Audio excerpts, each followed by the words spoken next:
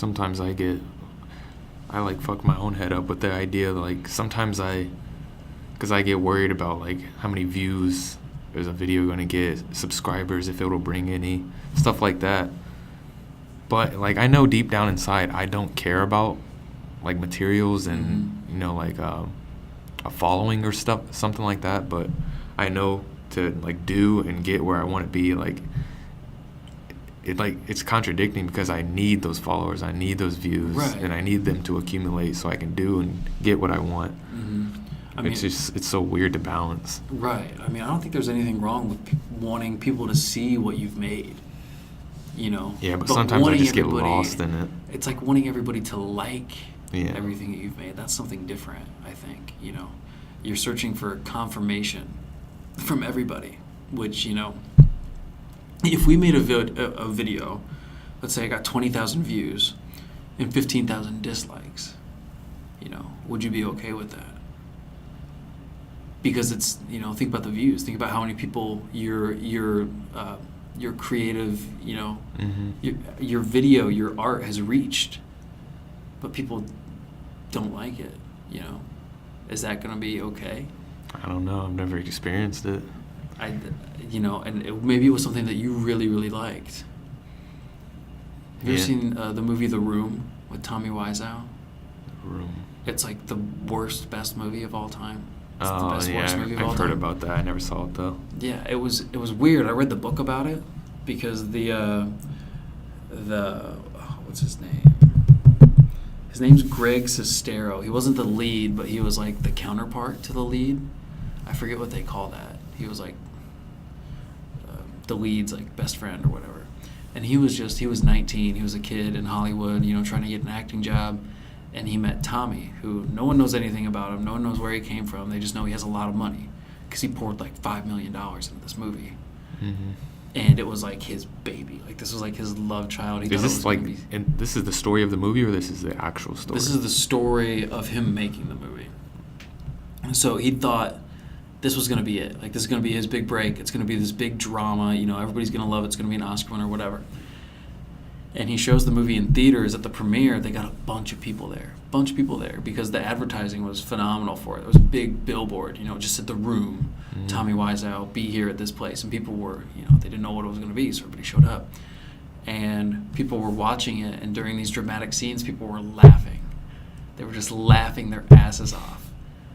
And Tommy was like, he was stunned. He was just so shocked. Because that's not the reaction he thought he was going to get from the audience, Mm-hmm. He thought people were going to take it seriously as like a real, like, artistic film.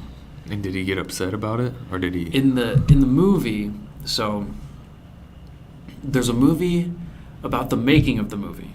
Okay, it's called The Disaster Artist, which that's the book that I read also. In the book, it doesn't tell you how Tommy reacts, the guy who made the film. It just lets you kind of create, in your mind, how he reacted.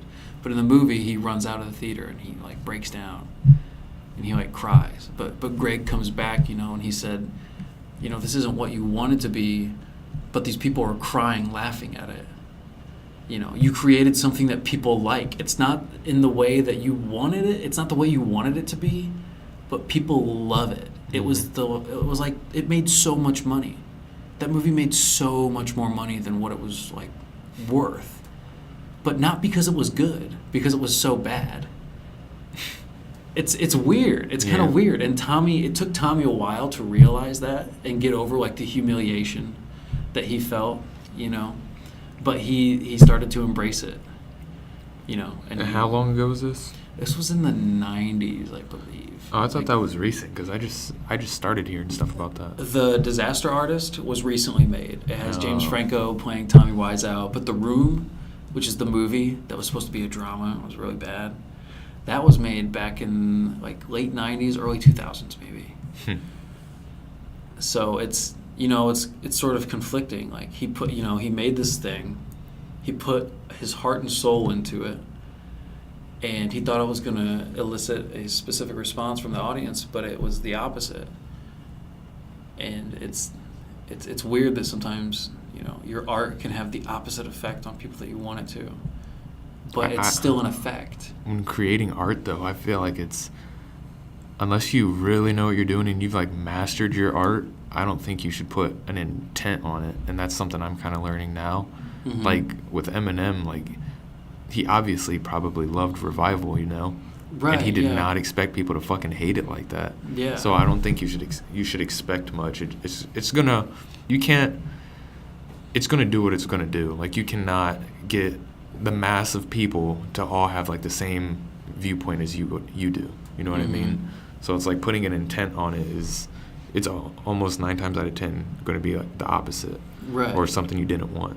And it's when you think about albums, like think about Kendrick Lamar. You know, when he came out with Good Kid, Mad City, people were like, "Oh, after this, he can't make a better album." Mm-hmm. You know, if Kendrick went and tried to make a better album than Good Kid, Mad City, it probably wouldn't be as good because people would see right through it. You know, they'd go, "Kendrick's making this album to surpass Good Kid, Mad City," and so it won't. You know, he just has to make it. He has to make what he likes and put it out there and hope that people enjoy it as much as the last. It's weird. Art is really weird. That's why, like, usually sequels and like trilogies never do good, Right. Because you're trying to meet or exceed a standard that it's like it's not really like fathomable. Like that standard is created, so you're trying to like exceed that, and it's like it's weird. It's a weird concept. Yeah, it's hard to beat something that stands on its own. Yeah. Sorry. Like I'm sure he probably, I mean, obviously, like quality, and you just listen to it lyrically and everything. To Pimp a Butterfly, he did. He said To Pimp a Butterfly was supposed to be his first album, but he didn't have enough confidence to put it out. Mm-hmm. So obviously, he put hella work into that, but he probably didn't expect Damn to do what it did. Yeah. Win a fucking Pulitzer Prize and like That 7 was Grammys. weird. That Whereas was weird. To Pimp a Butterfly didn't even win a Grammy.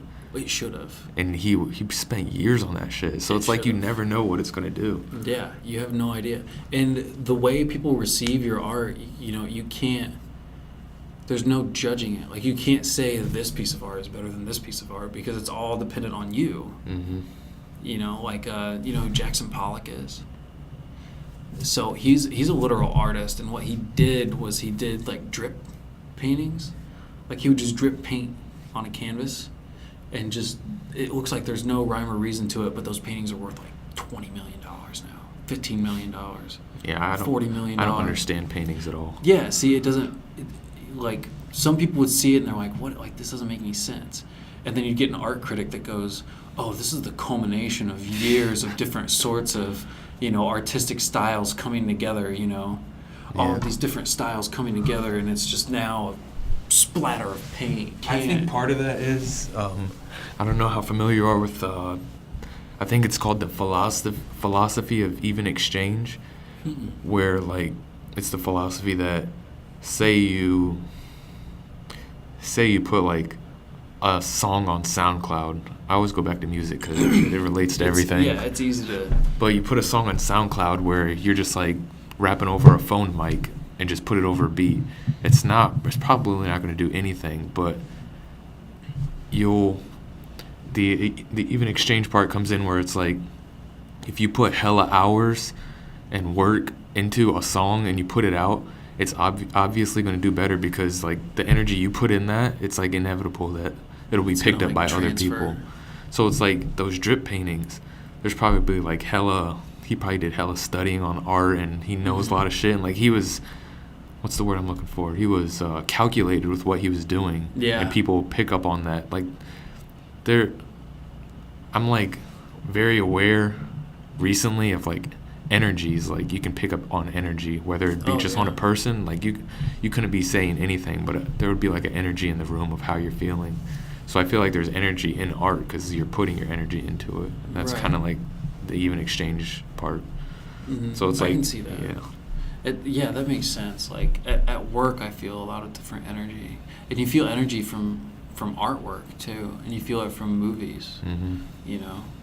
And even exchange. I like that. Yeah. Process of even exchange. Is that what you called it? Philosophy Philosophy of even exchange.